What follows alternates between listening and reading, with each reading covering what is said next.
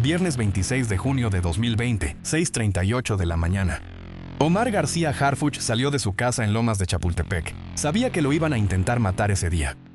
Lo sabía desde hacía semanas. Su equipo de seguridad lo sabía. La inteligencia federal lo sabía. Habían recibido amenazas directas del cártel Jalisco Nueva Generación con un nivel de detalle que no deja margen para la duda. Te vamos a matar, y vamos a hacerlo pronto. Y aún así, esa mañana, a las 6:38, Harfuch subió a su camioneta. 3 minutos después, en el cruce de Paseo de la Reforma y Monte Blanco, una camioneta con logotipos falsos de Grupo Carso les cerró el paso. Desde la caja trasera, con blindaje artesanal, empezaron a disparar. Los primeros impactos los absorbió el blindaje del vehículo. Luego comenzaron a perforarlo. Los sicarios traían Barrett M82. La apodaron la Matapolicías porque fue diseñada para perforar blindajes de vehículos militares.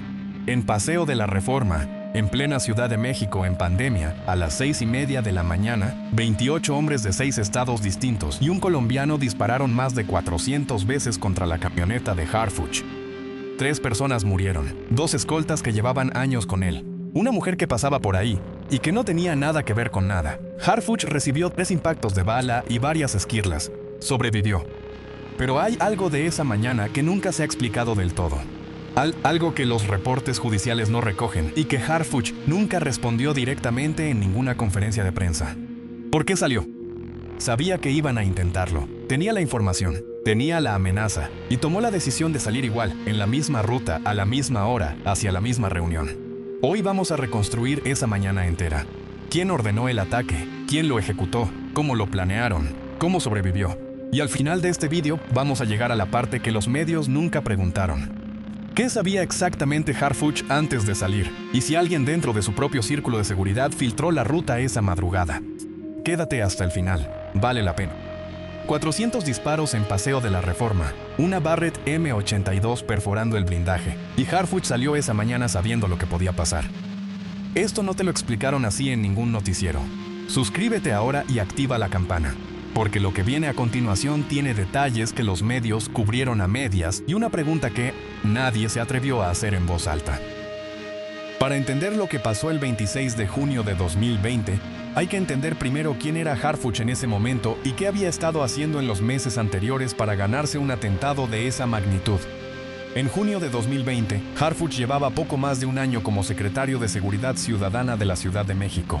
Lo había nombrado Claudio Sheinbaum, que en ese momento era jefa de gobierno del DF. Era un cargo que combinaba la complejidad de gestionar la seguridad de una de las ciudades más grandes del mundo con la exposición política de estar al frente de la capital del país. Harfuch venía de una trayectoria policial larga. Había estado en la Agencia de Investigación Criminal de la PGR. Había trabajado en operativos contra el crimen organizado durante años. Conocía el ambiente desde adentro de la inteligencia, no desde la teoría, sino desde los expedientes. Hay un dato sobre su perfil que raramente aparece en los reportes. Harfuch es hijo de Miguel Ángel García Harfuch, que dirigió la Dirección Federal de Seguridad durante una de las épocas más complejas del Estado mexicano. Eso significa que Harfuch creció dentro de las estructuras de inteligencia, conociendo desde niño cómo funciona el poder real dentro de las instituciones de seguridad. Esa crianza institucional le da una lectura de los aparatos del Estado que muy pocos funcionarios de su generación tienen. El Mencho no estaba atacando a un burócrata. Estaba atacando a alguien que entendía el juego desde adentro. Pero lo que lo convirtió en objetivo prioritario del CJNG fue algo muy específico. Desde que asumió la SCC en la Ciudad de México, Harfuch empezó a golpear las operaciones del cartel en la capital con una agresividad que los capos no habían visto antes en ese cargo. La Ciudad de México tenía zonas donde el CJNG operaba con una comodidad que rozaba la impunidad, extorsiones en mercados, distribución de droga en colonias populares, reclutamiento de jóvenes en municipios del área metropolitana. Harfuch llegó con la lógica de quien conoce la inteligencia policial desde adentro. No fue a dar discursos, fue a identificar células, rastrear estructuras, cortar líneas de suministro. Cada detención que hacía en ese periodo le costaba al CJNG dinero, operadores y territorio, y el Mencho recibía cada uno de esos golpes. En algún momento de esos meses, el Mencho tomó una decisión. Mientras Harfuch siguiera en ese cargo, el CJNG iba a seguir perdiendo posiciones en la capital.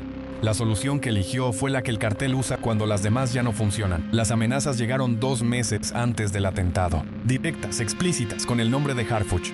La inteligencia federal identificó que el CJNG estaba planificando ataques contra al menos 4 funcionarios de seguridad.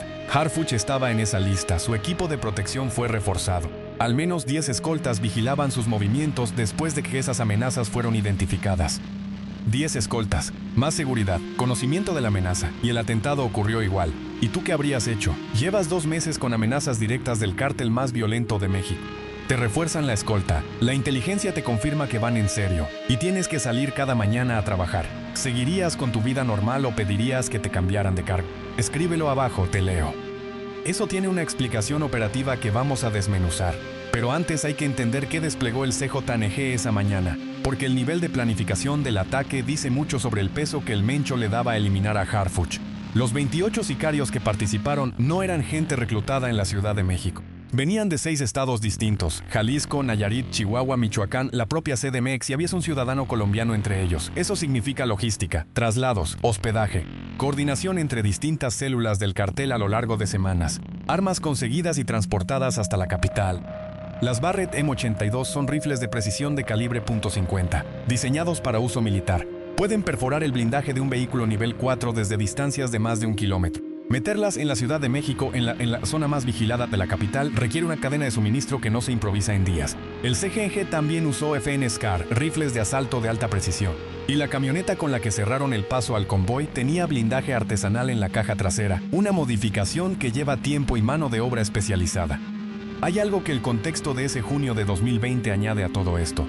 México llevaba 3 meses en confinamiento por COVID-19. Las calles de la Ciudad de México estaban prácticamente vacías. Paseo de la Reforma, que normalmente a esa hora ya tiene tráfico, ese día estaba casi desierto. Para el CJNG eso era una ventaja operativa. Menos testigos, menos vehículos que complicaran la maniobra, menos policías de tránsito en las esquinas. El confinamiento le dio al cartel una ventana táctica que no habría tenido en condiciones normales. Y hay algo más que raramente se analiza. Eligió atacar a Harfuch en la Ciudad de México, no en ningún otro lugar donde hubiera podido encontrarlo más expuesto. Esa elección fue deliberada. El mensaje que el Mencho quería enviar no era solo te matamos. Era te matamos en el corazón del país, en la avenida más simbólica de la capital, frente a las embajadas, frente a los hoteles, frente a todo el mundo. La visibilidad del lugar formaba parte del operativo.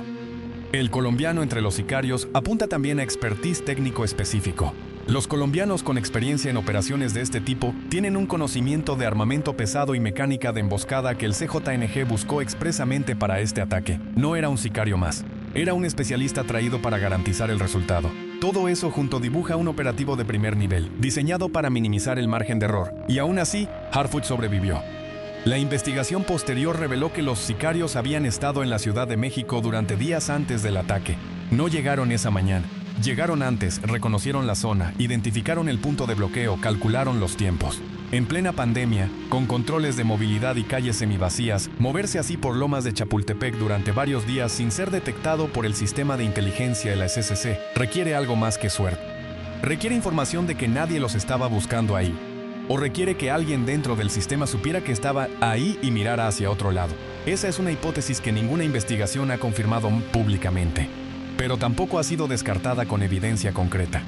El convoy de Harfuch usaba rutas variables, cambiadas con poca anticipación, precisamente para que nadie pudiera anticipar el trayecto. La emboscada del 26 de junio requería saber con precisión en qué cruce iba a estar la camioneta a qué hora. No era información que los sicarios pudieran deducir siguiendo a Harfuch durante días, cambiaba demasiado. Era información de origen interno, conocida pocas horas antes de la salida o la noche anterior. Eso es lo que hace que la pregunta sobre la filtración sea tan difícil de cerrar sin respuesta. Para entender lo que pasó el 26 de junio de 2020, hay que entender primero quién era Harfuch en ese momento y qué había estado haciendo en los meses anteriores para ganarse un atentado de esa magnitud. En junio de 2020, Harfuch llevaba poco más de un año como secretario de Seguridad Ciudadana de la Ciudad de México. Lo había nombrado Claudio Sheinbaum, que en ese momento era jefa de gobierno del DF. Era un cargo que combinaba la complejidad de gestionar la seguridad de una de las ciudades más grandes del mundo con la exposición política de estar al frente de la capital del país. Harfuch venía de una trayectoria policial larga. Había estado en la Agencia de Investigación Criminal de la PGR. Había trabajado en operativos contra el crimen organizado durante años. Conocía el ambiente desde adentro de la inteligencia, no desde la teoría sino desde los expedientes. Hay un dato sobre su perfil que raramente aparece en los reportes. Harfuch es hijo de Miguel Ángel García Harfuch, que dirigió la Dirección Federal de Seguridad durante una de las épocas más complejas del Estado mexicano. Eso significa que Harfuch creció dentro de las estructuras de inteligencia, conociendo desde niño cómo funciona el poder real dentro de las instituciones de seguridad. Esa crianza institucional le da una lectura de los aparatos del Estado que muy pocos funcionarios de su generación tienen. El Mencho no estaba atacando a un burócrata. Estaba atacando a alguien que entendía el juego desde adentro. Pero lo que lo convirtió en objetivo prioritario del CJNG fue algo muy específico.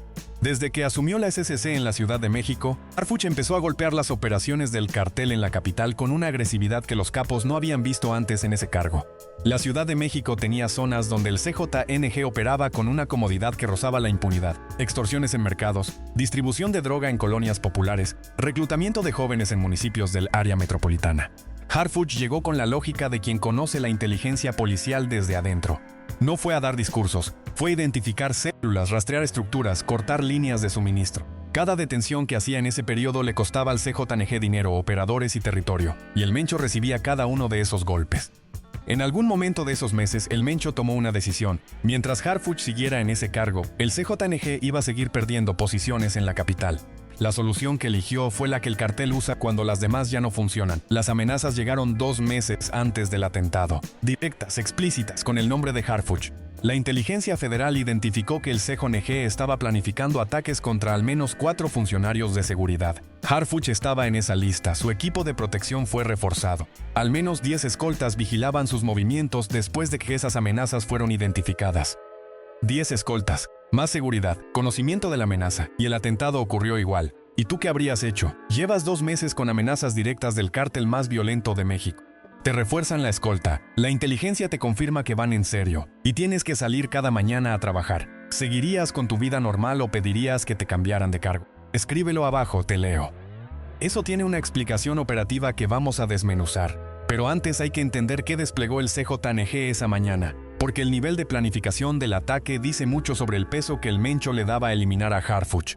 Los 28 sicarios que participaron no eran gente reclutada en la Ciudad de México. Venían de 6 estados distintos: Jalisco, Nayarit, Chihuahua, Michoacán, la propia CDMX, y había un ciudadano colombiano entre ellos. Eso significa logística, traslados, hospedaje, coordinación entre distintas células del cartel a lo largo de semanas, armas conseguidas y transportadas hasta la capital. Las Barrett M82 son rifles de precisión de calibre .50, diseñados para uso militar. Pueden perforar el blindaje de un vehículo nivel 4 desde distancias de más de 1 kilómetro. Meterlas en la Ciudad de México, en la zona más vigilada de la capital, requiere una cadena de suministro que no se improvisa en días. El CGNG también usó FN SCAR, rifles de asalto de alta precisión. Y la camioneta con la que cerraron el paso al convoy tenía blindaje artesanal en la caja trasera, una modificación que lleva tiempo y mano de obra especializada. Hay algo que el contexto de ese junio de 2020 añade a todo esto. México llevaba 3 meses en confinamiento por COVID-19. Las calles de la Ciudad de México estaban prácticamente vacías. Paseo de la Reforma, que normalmente a esa hora ya tiene tráfico, ese día estaba casi desierto. Para el CJNG eso era una ventaja operativa. Menos testigos, menos vehículos que complicaran la maniobra, menos policías de tránsito en las esquinas. El confinamiento le dio al cartel una ventana táctica que no habría tenido en condiciones normales. Y hay algo más que raramente se analiza. Eligió atacar a Harfuch en la Ciudad de México, no en ningún otro lugar donde hubiera podido encontrarlo más expuesto. Esa elección fue deliberada. El mensaje que el Mencho quería enviar no era solo te matamos. Era te matamos en el corazón del país, en la avenida más simbólica de la capital, frente a las embajadas, frente a los hoteles, frente a todo el mundo. La visibilidad del lugar formaba parte del operativo. El colombiano entre los sicarios apunta también a expertise técnico específico. Los colombianos con experiencia en operaciones de este tipo tienen un conocimiento de armamento pesado y mecánica de emboscada que el CJNG buscó expresamente para este ataque. No era un sicario más. Era un especialista traído para garantizar el resultado. Todo eso junto dibuja un operativo de primer nivel, diseñado para minimizar el margen de error. Y aún así, Harfuch sobrevivió. La investigación posterior reveló que los sicarios habían estado en la Ciudad de México durante días antes del ataque. No llegaron esa mañana. Llegaron antes, reconocieron la zona, identificaron el punto de bloqueo, calcularon los tiempos.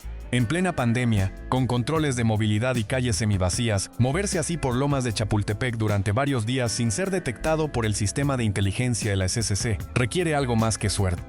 Requiere información de que nadie los estaba buscando ahí. o requiere que alguien dentro del sistema supiera que estaba ahí y mirara hacia otro lado. Esa es una hipótesis que ninguna investigación ha confirmado públicamente, pero tampoco ha sido descartada con evidencia concreta. El convoy de Harfuch usaba rutas variables, cambiadas con poca anticipación, precisamente para que nadie pudiera anticipar el trayecto. La emboscada del 26 de junio requería saber con precisión en qué cruce iba a estar la camioneta a qué hora. No era información que los sicarios pudieran deducir siguiendo a Harfuch durante días, cambiaba demasiado. Era información de origen interno, conocida pocas horas antes de la salida o la noche anterior. Eso es lo que hace que la pregunta sobre la filtración sea tan difícil de cerrar sin respuesta. Lo que acaba de ocurrir en este relato cambia cómo se entiende la carrera de Harfuch. El atentado no fue solo un ataque físico. Fue el evento que redefinió cómo opera, cómo se protege y a quién le da acceso a su agenda. Si todavía no estás suscrito, este es el momento. El atentado del 26 de junio de 2020 tiene consecuencias que llegan hasta hoy. No solo para Harfuch, para todo el sistema de seguridad del país. La primera, el Mencho ordenó matar a Harfuch y no lo consiguió. Eso tiene un peso enorme dentro de la lógica del crimen organizado, donde la capacidad de ejecutar lo que prometes define tu autoridad sobre el resto de la estructura. El Mencho falló en eliminar al jefe de seguridad de la Ciudad de México en plena mañana, en una de las zonas más vigiladas del país, con 28 sicarios, armas de guerra y meses de planificación. Ese fracaso no se recupera fácilmente. El cartel Jalisco Nueva Generación, a 2 escoltas y a una civil, dejó Paseo de la Reforma sembrado de casquillos. Pero el objetivo primario sobrevivió, habló desde el hospital en pocas horas, señaló al cartel por su nombre y siguió en su cargo. Ese último punto es el que más importa. Harfuch siguió en su cargo. Muchos funcionarios en posiciones similares habrían pedido la baja, habrían pedido traslado, habrían desaparecido de la vida pública. Harfuch se encerró en la secretaría y continuó. La imagen que proyectó en los días y semanas posteriores al atentado construyó buena parte del capital político, que lo llevaría años después a convertirse en secretario de Seguridad a nivel federal. Y aquí hay que hablar de algo que raramente se analiza con profundidad: lo que el atentado hizo a la relación entre Harfuch y Sheinbaum. Sheinbaum era la jefa de gobierno que lo había nombrado. El atentado ocurrió el día que Harfuch se dirigía a una reunión de gabinete que ella presidía. En las horas posteriores, Sheinbaum visitó a Harfuch en el hospital. Las imágenes de esa visita circularon ampliamente, pero lo que vino después es más relevante que esa visita. Sheinbaum mantuvo a Harfuch en el cargo, sin renuncia, sin cambio de titular, sin reestructuración. Harfuch siguió siendo secretario de Seguridad Ciudadana de la Ciudad de México, hasta que Sheinbaum asumió la presidencia y lo llevó consigo al gobierno federal. Esa decisión tiene varias lecturas. La más política, reemplazarlo después del atentado hubiera sido leerlo como una derrota frente al cartel. La más personal, Sheinbaum confió en que Harfuch, precisamente por lo que había sobrevivido, tenía ahora un conocimiento del cartel que ningún reemplazo podía tener. La más operativa, Harfuch era el único en ese gabinete que había mirado a El Mencho de manera tan directa. Eso tiene un valor que no se reemplaza con un nombramiento. Cuando Sheinbaum ganó la presidencia en 2024 y construyó el Gabinete de Seguridad Federal, el nombre de Harfuch apareció desde las primeras conversaciones. Fue una elección que muchos analistas leyeron como la continuidad natural de una relación de confianza construida, entre otras cosas, sobre lo que ocurrió el 26 de junio de 2020. La segunda consecuencia es judicial. Las sentencias de 316 años a cada uno de los 12 condenados son de las más altas en la historia penal reciente de México para un caso de este tipo. Pero hay algo que llama la atención en el perfil de los condenados. Todos son ejecutores. El que coordinó a los sicarios en el terreno, el que consiguió las armas, el que organizó el transporte. Nadie en la cadena de mando por encima de El Vaca fue procesado en ese expediente. El Mencho murió en el operativo de Tapalpa el 22 de febrero de 2026, abatido por fuerzas federales mexicanas. En ningún momento de sus últimos 6 años de vida fue formalmente imputado en México por el atentado contra Harfuch. La orden que dio esa mañana de junio de 2020 quedó sin proceso judicial. El caso judicial del atentado tiene una cúspide que nunca se tocó en un tribunal. La tercera consecuencia es la que más afecta al presente. Harfuch llegó a la Secretaría de Seguridad Federal con una forma de trabajar directamente moldeada por lo que vivió el 26 de junio. Su gestión de la información de inteligencia es extremadamente compartimentada. Muy pocas personas conocen su agenda real con suficiente anticipación. Su acceso físico está estructurado para hacer muy difícil replicar la mecánica del ataque de 2020, conocer la ruta, conocer el horario, posicionar un operativo en el punto exacto. Esa compartimentación tiene un costo. Hace más difícil coordinar con otras instituciones porque la información no fluye con facilidad hacia afuera. Pero Harfuch eligió ese costo conscientemente. El atentado lo blindó de otra manera. Antes del atentado, Harfuch era conocido en los círculos de seguridad, en los medios especializados en el gobierno de la Ciudad de México. Su nombre salía cuando había una captura importante, cuando se presentaban estadísticas de reducción de delitos, cuando Sheinbaum comparecía sobre temas de seguridad pública. Después del atentado, Harfuch fue reconocible para cualquier mexicano que viera las noticias. El ataque en Paseo de la Reforma le dio una visibilidad que ninguna campaña de relaciones públicas podría haber construido. Y esa visibilidad llegó con una narrativa adherida, sobreviviente. El hombre que el cartel intentó matar y no pudo. En la política mexicana, ese tipo de narrativa tiene un peso específico. Los votantes de 40 años en adelante han vivido décadas de funcionarios que hablan de seguridad desde detrás de un escritorio, sin haber pagado ningún costo personal por ello. Harfuch pagó 3 impactos de bala y la vida de 2 escoltas. Eso no es retórica, es un historial que la opinión pública puede verificar. Si Harfuch decide en algún momento dar el salto a la arena electoral, el 26 de junio de 2020 va a estar en cada discurso, en cada presentación, en cada pieza de comunicación.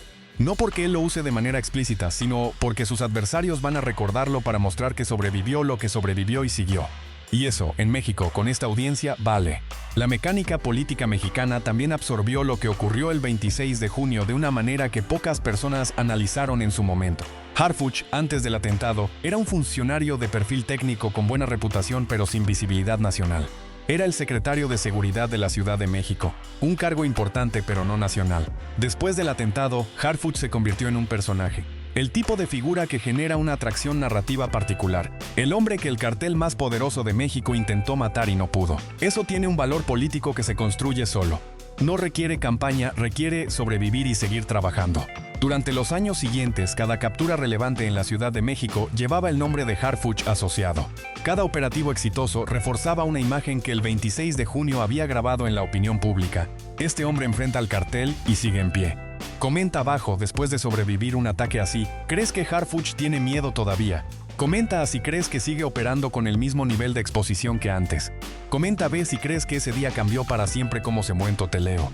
Hay algo más en este caso que raramente se menciona. Los 2 escoltas que murieron ese día tenían nombres, tenían familias, tenían años de trabajo al lado de Harfuch. Sus muertes aparecieron en todos los reportes del día, pero desaparecieron de la narrativa pública en horas. El foco se puso en Harfuch, en la camioneta, en los casquillos, en las armas Barrett. Esa es la mecánica habitual cuando el objetivo de un ataque sobrevive y el ataque falla. La historia se convierte en la historia del superviviente. Los que cayeron quedan fuera del relato principal. Harfuch los mencionó en su mensaje desde el hospital, los llamó compañeros y amigos. Pero más allá de ese mensaje, el perfil de los escoltas, sus historias, lo que sus familias atravesaron, nunca tuvo la misma visibilidad que los 400 disparos. Eso también forma parte de lo que ocurrió el 26 de junio, aunque sea la parte que menos se cuenta. Las familias de los 2 escoltas fallecidos recibieron el reconocimiento institucional correspondiente. Pero el reconocimiento institucional en México para este tipo de casos tiene una mecánica conocida. Un acto, un comunicado, un beneficio económico, y el tiempo hace el resto. No hay nombres grabados en ningún lugar público visible. No hay una placa en Paseo de la Reforma que recuerde que esa mañana murieron 2 personas que pusieron su cuerpo entre un funcionario y una Barrett 82. Eso no es una crítica al gobierno de Sheinbaum ni al de quien sea. Es una observación sobre cómo México procesa este tipo de pérdidas. Los que mueren protegiendo al Estado quedan en los expedientes. Rara vez quedan en la memoria colectiva con el mismo peso que los que sobreviven. Ahora vamos a lo que prometí al principio. ¿Por qué salió Harfuch esa mañana? Lo que se puede reconstruir a partir de las piezas disponibles apunta a algo concreto. Harfuch tenía información sobre las amenazas, pero no tenía certeza sobre el cuándo y el cómo exactos. Y en ausencia de esa certeza, tomó una decisión que cualquier jefe de seguridad pública tiene que enfrentar en algún momento. Si me doblego ante una amenaza sin fecha, el cartel habrá ganado sin disparar una sola bala. Hay declaraciones de personas cercanas a su entorno en esos meses que apuntan a que Harfuch era consciente del nivel de riesgo, pero consideraba que modificar su agenda de manera visible le daba al cartel exactamente lo que buscaban: demostrar que podían condicionar el comportamiento de un secretario de seguridad con una amenaza. Esa es la lectura más documentable. Pero hay otra capa que nunca fue respondida públicamente: la ruta. El convoy de Harfuch usaba rutas variables precisamente para evitar que alguien anticipara el trayecto. La emboscada del 26 de junio requería saber con precisión en qué cruce iba a estar la camioneta a qué hora. Eso es información que no estaba disponible con días de anticipación para quien no formara parte del círculo interno de seguridad. La investigación identificó y condenó a los ejecutores. Pero la pregunta sobre cómo el cartel obtuvo la información de ruta específica de esa mañana nunca tuvo respuesta pública. En los documentos judiciales accesibles no hay mención de una filtración interna confirmada. Tampoco hay una explicación alternativa de cómo 28 sicarios de 6 estados estaban posicionados en el cruce exacto en el momento exacto. Esa pregunta sigue abierta y Harfuch lo sabe. Y hay algo en el hecho de que siga abierta 6 años después que dice mucho sobre cómo funciona el sistema de seguridad en México. En otros países, un atentado de esta magnitud contra el jefe de seguridad de la capital habría generado una comisión de investigación independiente, audiencias públicas, un informe final con acceso ciudadano. En México, la investigación se enfocó en los ejecutores, los condenó con sentencias históricamente altas y cerró el expediente sin responder la pregunta más incómoda. ¿Cómo supo el cartel exactamente dónde iba a estar Harfuch esa mañana? Eso no significa necesariamente que haya algo que ocultar. Los sistemas de justicia tienen límites, los expedientes tienen perímetros, y condenar a los que apretaron el gatillo ya es un resultado que muchos casos similares nunca alcanzan. Pero sí significa que la parte más perturbadora del atentado, la posibilidad de una filtración interna de alguien dentro del aparato que le pasó información al cartel, nunca fue respondida públicamente con la misma contenciosidad con que fueron respondidas las otras partes del caso. Y Harfuch, que sabe más de lo que dice sobre lo que pasó esa mañana, eligió seguir hacia adelante sin forzar esa respuesta en público. Esa elección también dice algo sobre quién es. Es parte de lo que explica la compartimentación extrema con la que trabaja desde entonces. Cuando alguien aprende de una manera tan brutal que la información de su agenda puede costarle la vida, cambia para siempre cómo maneja esa información. No hay manual que enseñe eso. Solo la experiencia de haber estado adentro de una camioneta mientras una Barrett M82 la perfora. 6 años después, el Mencho está muerto. Los sicarios que dispararon esa mañana cumplen condenas de 316 años. Y Harfuch dirige la seguridad del país entero desde la Secretaría Federal. La pregunta que te dejo no es sobre ese día. Es sobre lo que viene. Harfuch sobrevivió a un intento de asesinato con Barrett 82 en Paseo de la Reforma. Construyó su carrera sobre ese hecho. Llegó al cargo más alto en seguridad pública del país. Y hay quienes ya lo señalan como un nombre con proyección política para el año 2030. Alguien que sobrevivió lo que sobrevivió el 26 de junio de 2020 y que siguió trabajando desde adentro de la Secretaría durante 4 años sin ceder ni un solo día. ¿Tiene el tipo de convicción que se necesita para llegar más lejos todavía? ¿O hay un límite en lo que una persona puede absorber antes de que eso cambie quién es? Escríbelo abajo. Quiero leer tu respuesta. El Mencho ordenó matarlo y falló. Los sicarios apretaron el gatillo más de 400 veces durante varios minutos y fallaron. Y Harfuch sigue ahí, moviéndose coordinando con la agenda que solo él conoce. Dale like si este video te dio algo que no encontraste en ningún noticiero de los que pusieron en cadena nacional esa tarde. Suscríbete y activa la campana. Cuando caiga la siguiente pieza de esta historia, quiero que estés aquí.